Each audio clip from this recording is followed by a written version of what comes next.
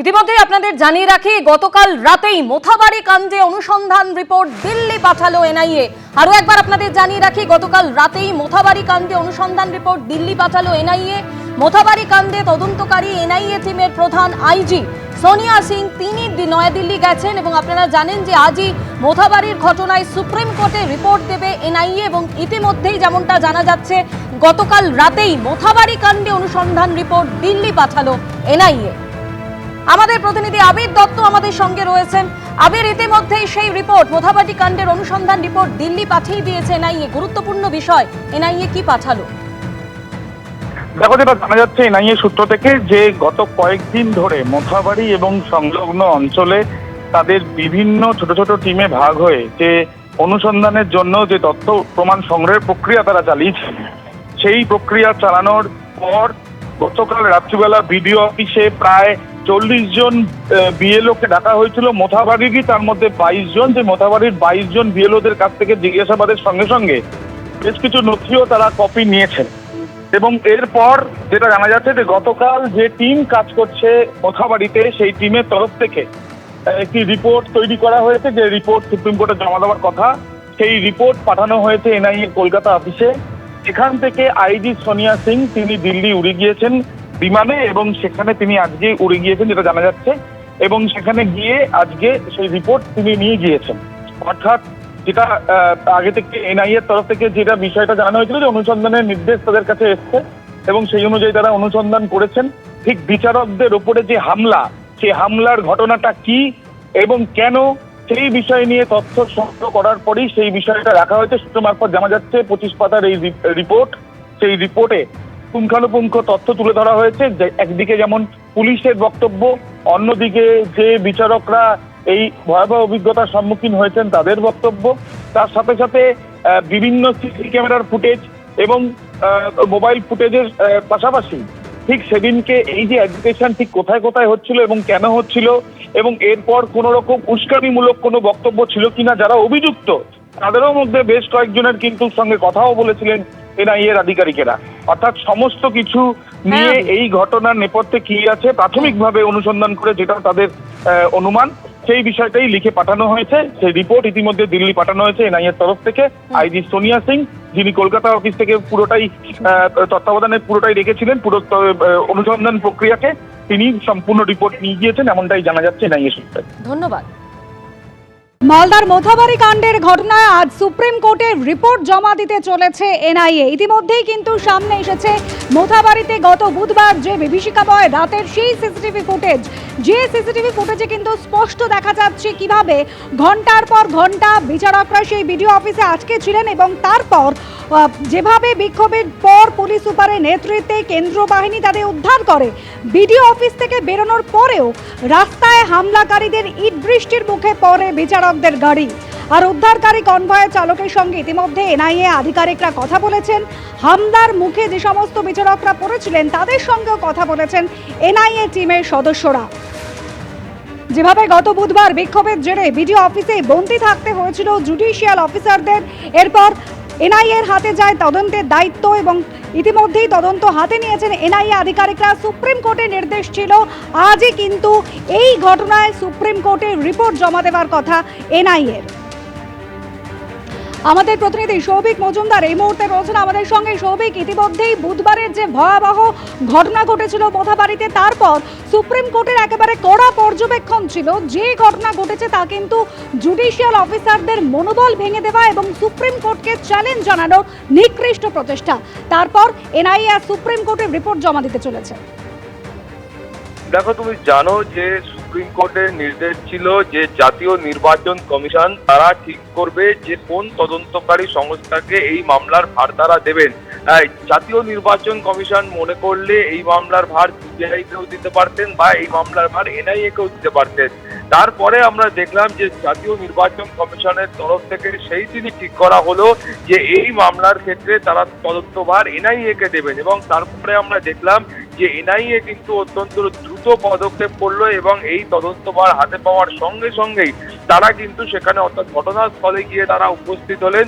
এবং তারপরে আমরা যেটা দেখলাম যে ইতিমধ্যেই বিচারকদের সঙ্গেও তারা কিন্তু কথাবার্তা বলেছিলেন, অর্থাৎ প্রাথমিক পর্যায়ের যে একটা অনুসন্ধানের কাজ, সেই কাজ তারা কিন্তু ইতিমধ্যে করছেন বা করেছেন। এবং তুমি জানো যে সুপ্রিম কোর্টের বক্তব্য ছিল যে এই যে অনুসন্ধান বা প্রাথমিক অনুসন্ধান, সেখান থেকে যা ফলাফল বেরিয়ে আসবে সেই রিপোর্ট কিন্তু সরাসরি সুপ্রিম কোর্টের কাছে পেশ করতে হবে। অর্থাৎ সুপ্রিম কোর্টের কাছেই সুপ্রিম কোর্টই কিন্তু এখন থেকে এই মামলার মনিটরিং করবেন। অর্থাৎ মোথাবাড়িতে যে ঘটনা ঘটেছে, সেদিনকে যা ঘটনা ঘটেছে তার গোটাটাই কিন্তু এখন থেকে সুপ্রিম কোর্ট দেখবে এবং সেই মর্মেই সুপ্রিম কোর্ট নির্দেশ দিয়েছিল। ফলে এখন যেটা মনে করা হচ্ছে যে যেহেতু প্রাথমিক অনুসন্ধান একটা পর্যায় পর্যন্ত এগিয়েছে, তাই এই মামলার যখন আজকে মূল এসআইআর মামলার শুনানি হবে, সেই সময়ই এই মামলারও কিন্তু আজকে যে রিপোর্ট আছে সেটা কিন্তু আজকে সুপ্রিম কোর্টের কাছে পেশ করা হবে। ফলে সব মিলিয়ে এনআইএ এর তরফ থেকে এই রিপোর্ট পেশ করা হলে তারপরই স্পষ্ট হবে যে এনআইএ এর যারা আধিকারিক আছেন তারা এখনো পর্যন্ত মোথাবাড়ি কাণ্ডে তারা কি কি হাতে পেয়েছেন, কি কি তথ্য প্রমাণ পেয়েছেন, সেই বিষয়টা স্পষ্ট হবে। তার পাশাপাশি তোমার মনে থাকবে যে এই মামলার ক্ষেত্রে খুব স্পষ্ট করে সুপ্রিম কোর্টের তরফ থেকে বলা হয়েছিল যে এই রাজ্যের ক্ষেত্রেই একমাত্র যে সমস্ত কিছু নিয়ে যে রাজনীতিকরণ সেটা কিন্তু এ রাজ্যে হয় এবং সেটা কিন্তু সুপ্রিম কোর্টের নির্দেশ মানার ক্ষেত্রে হয়।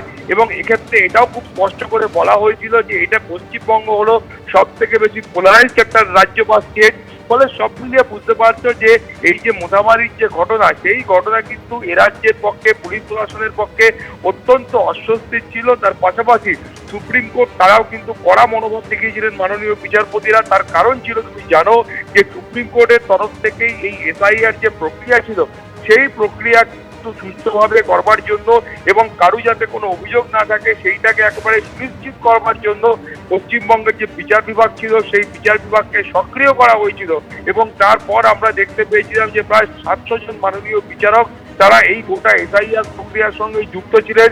এবং সুপ্রিম কোর্টে কলকাতা হাইকোর্টের মাননীয় প্রধান বিচারপতি সুজয় পাল তিনি বলেছিলেন যে আগামী 7ই এপ্রিলের মধ্যে এই গোটা এসআইআর প্রক্রিয়া তারা শেষ করতে পারবেন বলে মনে করছেন। এবং ইলেকশন কমিশনের বক্তব্য ছিল যে জায়গাগুলোতে প্রথম দফায় ভোট রয়েছে সেখানকার এই কাজ 6ই এপ্রিলের মধ্যে হবে এবং বাকিটা 9ই এপ্রিলের মধ্যে হবে। ফলে সেই প্রেক্ষিতে সুপ্রিম কোর্টের আজকের শুনানি অত্যন্ত গুরুত্বপূর্ণ। ধন্যবাদ। সবাই যা চাইছিল এতদিনে সেই এনআইএ তদন্ত হচ্ছে। মোথাবাড়ি থেকে সুজাপুর হয়ে কালিয়াচক আইন শৃঙ্খলাহীন উপদ্রুত এলাকা।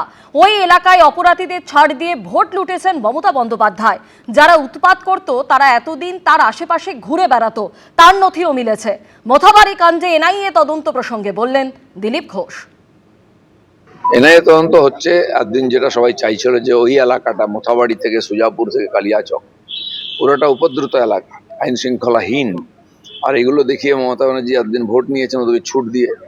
যারা উৎপাত করতো তারা একদিন তার আশেপাশে ঘুরে বেড়াতো, শেষ ডকুমেন্টস পাওয়া যাচ্ছে। তো সব এখন পরিষ্কার হবে। আর অপেক্ষা করুন, আদালতও আছে, নির্বাচন কমিশনও আছে, এনআইএও লেগেছে। এইখান থেকে সারা দেশে যে অশান্তি হয় এইটা হচ্ছে তার যাতায়াতের রাস্তা, এবার সেটা বন্ধ হবে। সুপ্রিম কোর্টে পশ্চিমবঙ্গের এসআইআর সংক্রান্ত মামলার শুনানি রয়েছে আজ বিকেলের দিকে। দেশের প্রধান বিচারপতি সূর্যকান্তর বেঞ্চে মামলা ওঠার কথা। আরো বিস্তারিত আমাদের জানাবেন প্রতিনিধি বিজেন্দ্র সিংহ আমাদের সঙ্গে রয়েছেন। বিজেন্দ্র, আর 16 দিন পরেই রাজ্যে ভোট, এই আবহে এসআইআর সংক্রান্ত মামলার শুনানি আজ কখন শুরু হবে? মাধুরী, আজকে 4টের সময় হিয়ারিং রয়েছে সুপ্রিম কোর্টে। এর আগে যেদিন অ্যাডজার্ন হয়েছিল সুপ্রিম কোর্টে কেস, সেদিন তারা ঠিক করেছিলেন কি আজকে 6 তারিখ সন্ধ্যে 4টে বিশেষ বেঞ্চ বসবে এবং তারা শুনানি করবেন এসআইআর এর ম্যাটারে। আজকে ডেট এই জন্য দেওয়া হয়েছিল কি আজকে হলো ফার্স্ট ফেজ অফ নমিনেশনের লাস্ট ডেট এবং সবাই চাইছিলেন কি সেদিন যেন সুপ্রিম কোর্ট শুনানি করে। এখানে সব থেকে বড় প্রশ্ন হচ্ছে কি যেটা অ্যাডজুডিকেশনের জন্য 60 লক্ষের নাম ছিল, সেটা তো সুপ্রিম কোর্ট বলেছিল কি যেটা ফার্স্ট ফেজে ভোটগুলো রয়েছে জুডিশিয়াল অফিসাররা যেন প্রথমেই সেটাকে ক্লিয়ার করে দেন এবং সেটা খুব সম্ভবত আজকে সন্ধ্যে অবধি ক্লিয়ারও হয়ে যাবে। তার কারণ হচ্ছে কি যেদিন লাস্ট ডেট অফ নমিনেশন হয় সেদিন ভোটার লিস্ট ফ্রিজ হয়ে যায় ইলেকশন কমিশনের নিয়ম অনুযায়ী। সেক্ষেত্রে এই যারা ভোটার হবেন তারা ভোটার লিস্টের নাম উঠে যাবে, এটাই মনোভাব ছিল সুপ্রিম কোর্টের। কিন্তু তার সঙ্গে সঙ্গে এই প্রশ্ন রয়েছে কি যাদের নাম বাদ গেছে তারা এখন কি করবেন? তারা ট্রাইব্যুনালে যাচ্ছেন, ট্রাইব্যুনাল এখন অর্ডার দেবে, তারপরে তাদের নাম ভোটার তালিকায় আসবে কি আসবে না সেটা ট্রাইব্যুনালের উপর নির্ভর করছে। সেক্ষেত্রে তারা কি এই ভোটে অংশ নিতে পারবেন যদি আজকে ভোটার লিস্ট ফ্রিজ হয়ে যায়? এই প্রশ্নের জবাব আজকে আমরা সুপ্রিম কোর্টে পাবো, কেন কি সুপ্রিম কোর্ট একটা ইঙ্গিত দিয়েছিল এর আগে হিয়ারিং এর দিন যে হয়তো তারা এই ভোটে অংশ নিতে পারবেন না যাদের অ্যাডজুডিকেশন তাদের পক্ষে হয়নি, যাদের নাম ডিলিট হয়ে গেছে এবং যাদের কেস পেন্ডিং রয়েছে ট্রাইব্যুনাল হয়তো সময় লাগাবে তাদের অর্ডার দিতে, সেক্ষেত্রে হয়তো ইলেকশন তখন পার হয়ে যাবে। তো এই ইলেকশনে তারা অংশ নিতে পারবেন না, কিন্তু পরবর্তী ইলেকশনগুলোতে তারা অংশ নিতে পারবেন। এটা সুপ্রিম কোর্টের একটা ইঙ্গিত ছিল, তবে আনুষ্ঠানিকভাবে আজকে রিপোর্ট সুপ্রিম কোর্ট কি বলছে সেটা দেখতে হবে।